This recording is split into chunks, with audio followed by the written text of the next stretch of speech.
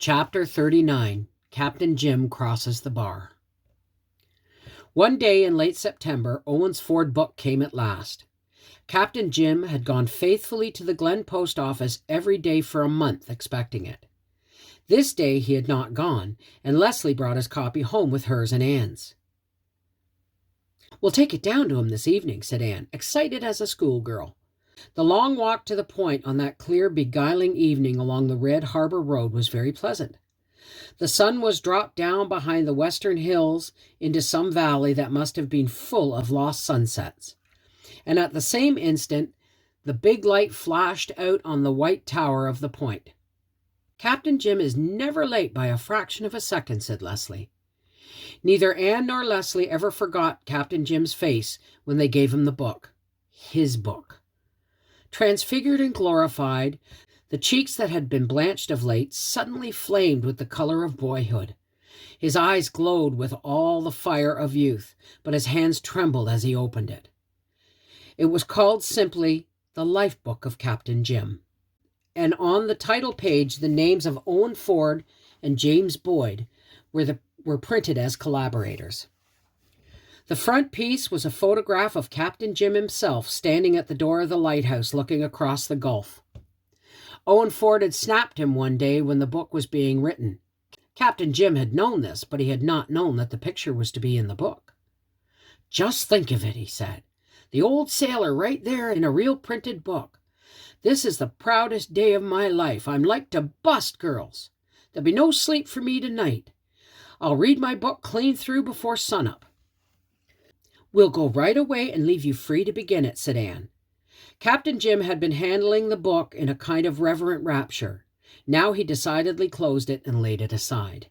No, you're not going away before you take a cup of tea with the old man," he protested. "I couldn't hear to that. Could you, matey? The life book will keep, I reckon. I've waited for it this many a year.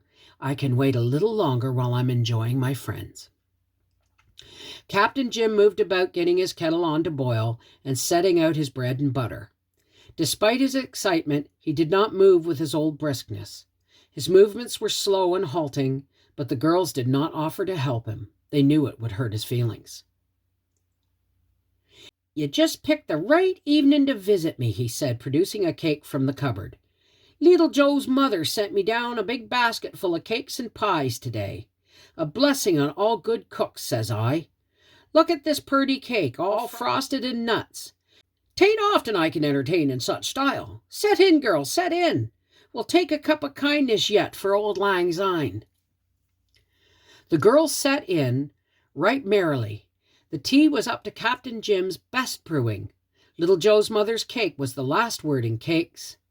Captain Jim was the prince of gracious host, never even permitting his eyes to wander to the corner where the life book lay, in all its bravery of green and gold. But when his door finally closed behind Anne and Leslie, they knew that he went straight to it, and as they walked home they pictured the delight of the old man poring over the printed pages, wherein his own life was portrayed with all the charm and color of reality itself. "I wonder how he'll like the ending I suggested," said Leslie. She was never to know. Early the next morning, Anne awakened to find Gilbert bending over her fully dressed and with an expression of anxiety on his face. "Are you called out?" she asked drowsily. "No, Anne. I'm afraid there's something wrong at the point. It's an hour after sunrise now, and the light is still burning. You know it has always been a matter of pride with Captain Jim to start the light in the moment of sunset and to put it out the moment it rises." Anne sat up in dismay. Through her window she saw the light blinking palely against the blue skies of dawn. "Perhaps he has fallen asleep over his life book," she said anxiously, "or become so absorbed in it that he has forgotten the light." Gilbert shook his head. "That wouldn't be like Captain Jim. Anyway, I'm going down to see." "Wait a minute and I'll go with you," exclaimed Anne. "Oh, yes, I must. Little Jem will sleep for an hour yet, and I'll call Susan. You may need a woman's help if Captain Jim is ill." It was an exquisite morning, full of tints and sounds at once ripe and delicate. The harbor was sparkling and dimpling like a girl. White gulls were soaring over the dunes. Beyond the bar was a shining, wonderful sea. The long fields by the shore were dewy and fresh in that first fine, purely tinted light. The wind came dancing and whistling up the channel to replace the beautiful silence with a music more beautiful still. Had it not been for the baleful star on the white tower, that early walk would have been a delight to Anne and Gilbert, but they went softly with fear. Their knock was not responded to. Gilbert opened the door, and they went in. The old room was very quiet. On the table were the remnants of the little evening feast. The lamp still burned on the corner stand. The first mate was asleep in a square of sunshine by the sofa. Captain Jim lay on the sofa with his hands clasped over the lifebook, open at the last page, lying on his breast.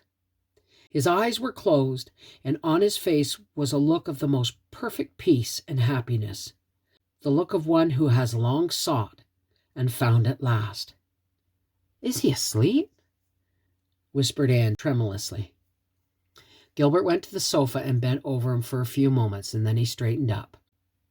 "Yes, he sleeps. Well," he added quietly, "and Captain Jim has crossed the bar." They could not know precisely what hour he had died, but Anne always believed that he had had his wish and went out when the morning came across the gulf. Out on that shining tide his spirit drifted over the sunrise sea of pearl and silver to the haven where lost Margaret waited beyond the storms and the calms.